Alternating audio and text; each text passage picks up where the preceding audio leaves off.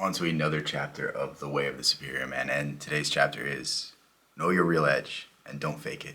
And I'm going to read the little blurb and then I'm going to go into my thoughts on this. But it is honorable for a man to admit his fears, resistance, and edge of practice. It is simply true that each man has his limit, his capacity for growth, and his destiny. But it is dishonorable for him to lie to himself or others about his real place.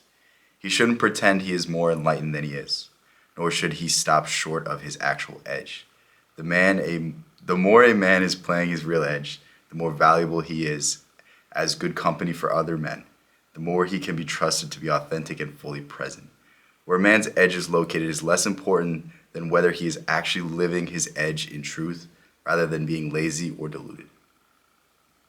I love this book. Like, you can see the genuine smile on my face after reading that, but what this section is basically saying is so many of us, like, we have these artificial limitations in our head. We say we'll never be this because this or that, but most of us don't want to admit the truth that, like, we're not doing the work. We're not, like, putting in the time and the effort and the energy to really see where we lie, to really risk failing, to really risk putting yourself out there and, losing. And it's frustrating because it's not something that we are often forced to do in nowadays society. Like, most of us, we basically go to work, you do the bare minimum, you clock out, you go home, you watch TV, you eat Cheetos, and then you repeat for the next day. But there's so much more in all of us, and there's so much more that we could be extracting from ourselves. And this is like the David Goggins mindset, like, do all you can today.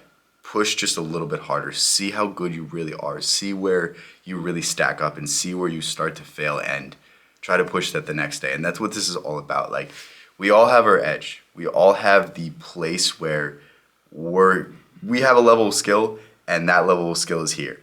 But if you can push just a little bit further than that and repeat this process and keep extending that edge, keep extending how good you are, like, that's a path to a true existence. And this is something that I constantly have to force myself to come back to because I'm somebody that gets complacent. I'm somebody that, I'll be pushing hard. I'll be pushing harder than everyone else. I'm going to the gym at six in the morning every single day. I don't miss a day in the gym. I don't miss a day of jiu-jitsu. I don't miss a day of uploading a video. But am I present? Am I giving my all? And am I in that moment dedicating every single ounce of my being into that effort? And the answer is usually no.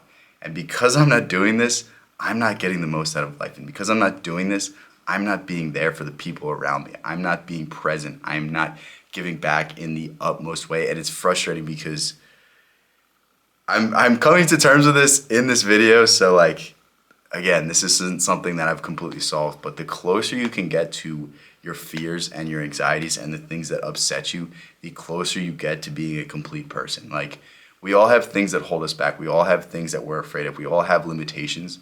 But if we can just start pushing that, if we could just start getting to that fear and pushing that edge and understanding that if you fail in the face of fear, that doesn't mean anything. That just means you found your new limitation, the new step that you're going to have to get beyond. And it's truly a beautiful feeling when you can look at your life and you can say, like, I'm doing all I should be doing right now.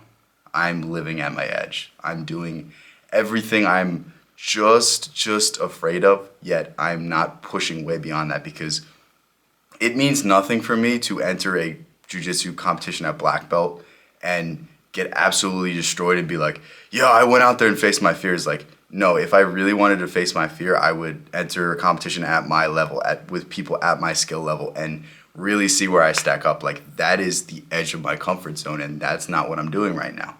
But it means nothing for me to set this extraordinary goal, start doing this extraordinary task, and when I fail short, I'm like, well, I really wasn't good enough. Like, and this is just something I want you to start thinking about. This is just something that I want you to start understanding. Like, find what it is that is holding you back right now, and just push that.